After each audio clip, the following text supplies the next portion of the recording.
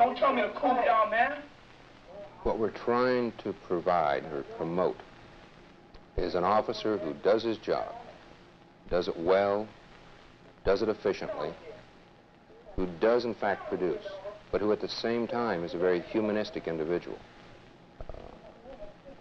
who understands his community, who understands himself and his department. Okay. He's told you in probably 20 different ways what the problem is. Does anybody know? One of the officers already has identified it.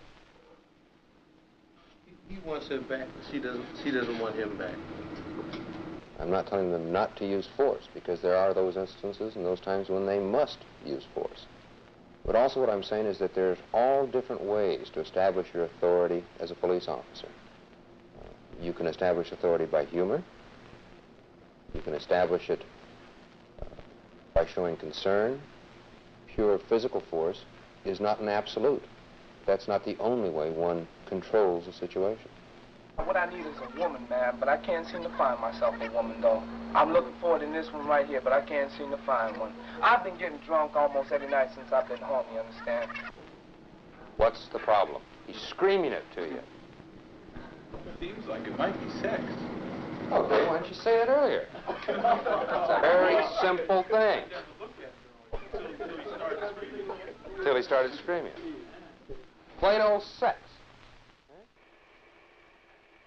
But the Oakland police do more than just talk about violence prevention in their academy classes. Each time an officer must use force in the performance of his duty, it's reported to a computer.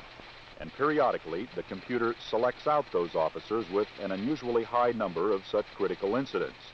They are then invited to appear before a panel of fellow officers who review in meticulous detail his handling of situations that resulted in violence. We're asking you to be very candid with us. We're asking you to admit your mistakes. Every guy on this panel has made some of the same mistakes that you've made. None of us here that are perfect. What we're trying to do is find better ways of doing things. The action review panel is both voluntary and confidential. No record is kept and no disciplinary action is involved. An officer may sit for as long as 8 hours while his peers question and analyze his actions, his judgments, his personal attitudes, even his mannerisms. Yet since the panels were started in 1971, no man has refused to participate. The moderator of the action review panels is Officer Bob Crawford of the Conflict Management Section. In this case, the first ever filmed, the man in the hot seat is Officer Bernie Gerhardt. Details. Complainant states suspect had an illegitimate child 3 weeks ago but refuses to stay home and care for the child. Suspect would not talk to ROs and had to be physically subdued to be taken into custody. Okay, what happened? I don't remember it. Do you realize that things like this are official records that can be subpoenaed into court, and you could be put on a stand, being sued, and somebody could hit you with a report just like that? And like you say, 6 months later you might remember it. 2 years later you'd be looking at the guy and say, well, I had to physically subdue a 17-year-old girl who had only been out of the hospital for 3 weeks after having given birth to a baby, and I don't remember a thing about it. It could color you looking very, very poorly. He has sat on panels before, but I think it struck him being kind of different to be sitting in that seat rather than in one of the other seats. You could have had your head blown off with your own gun. What if you had a machine gun? I don't know. All right. You'd have killed both of us. Listen to what he's saying. This is the I thing. am. You could have had your head blown off with your own gun. I know that. You can't handle two guys properly. I don't care how great you are. In his case, he realized he had a small man's complex. He kept thinking that he had to take the first affirmative action in an arrest situation to overcome the small man thing, which he doesn't have to do, because he works very effectively.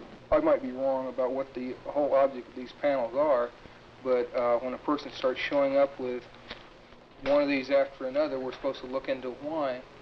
And I just wanted to ask the question, is he one of these men? He's not as big in stature as some of us, and it's appeared in about 4 or 5 of his remarks. I've talked to a lot of belly button and all things. Does he have a small man's complex, and he's taking it out on the kids? I just want to, you know.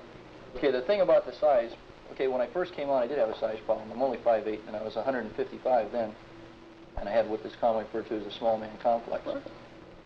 I'm not defensive about it. I don't think I am.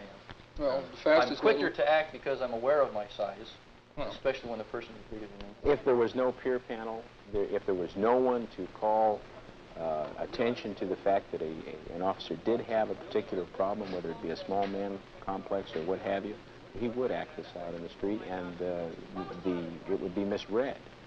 I have seen the real hard egg come up here, sit through the panel, totally reject the panel, yet go out and do a different job than he was doing before.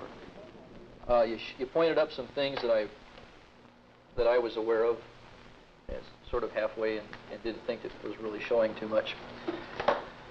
It's good to have other people tell you something that you think you're already aware of, because then you know that other people are aware of it, and you'll make a better effort to control it or whatever, I think.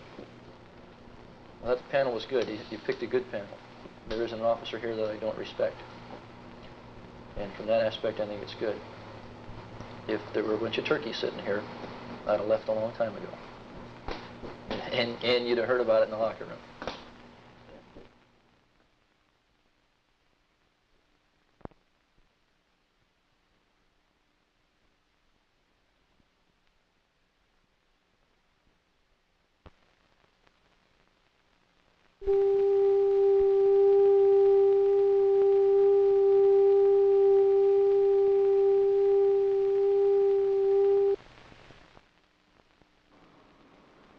The suspect is considered 5150, should be considered armed and dangerous.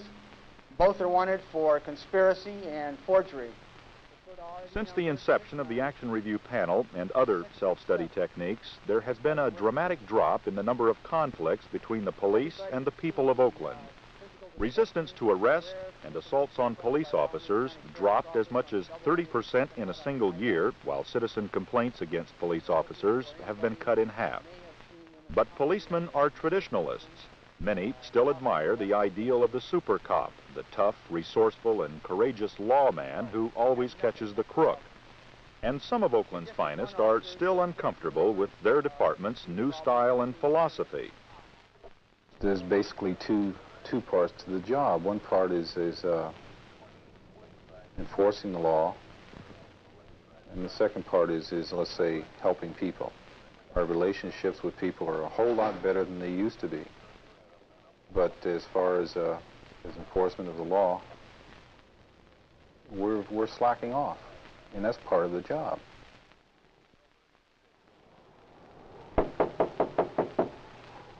John Dixon works in the hardcore ghetto of West Oakland. The neighborhood is very poor and almost exclusively black. It is not an easy beat for a white policeman working alone. You've got to be realistic. Your child may go through some more as a result of my talking to her. I don't think he can go through no more than any other kid that's on the street, too. I am of two minds. The move has been good. We're dealing with the people in a much better frame of mind. The results are much better. When I go into people's houses, it's you don't get as much of a hassle as you used to do. And yet at the same time, you're still respected as policemen.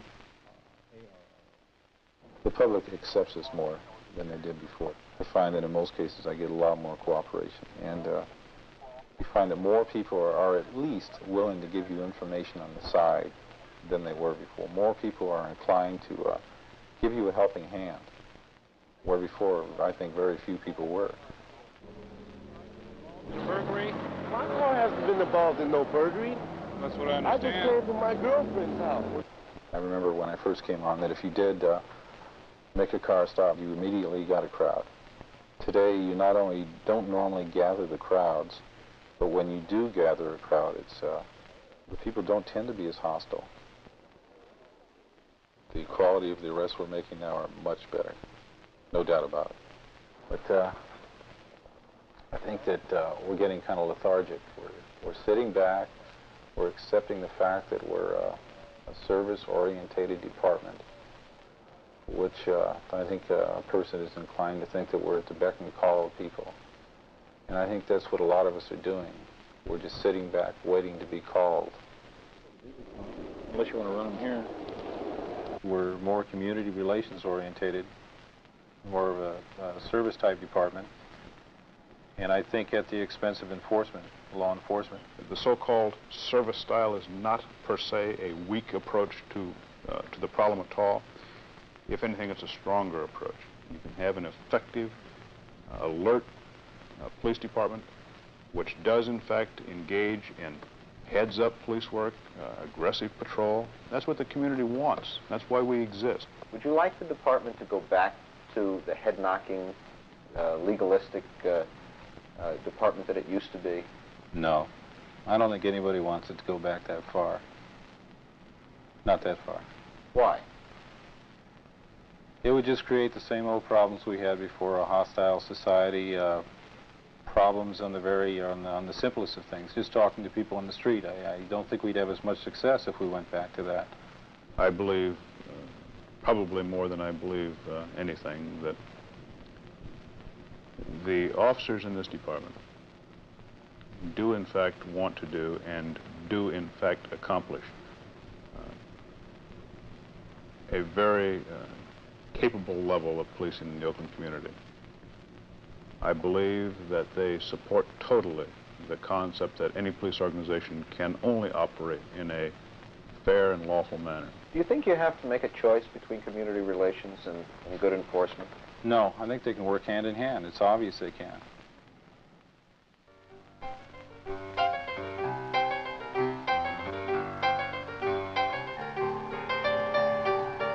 Hey you, Mr. Police. You better heed the people warning, cause the handwriting is on the wall.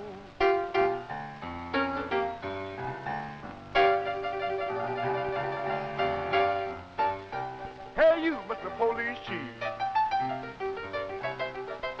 You better heed the people warning, cause the handwriting is on the wall.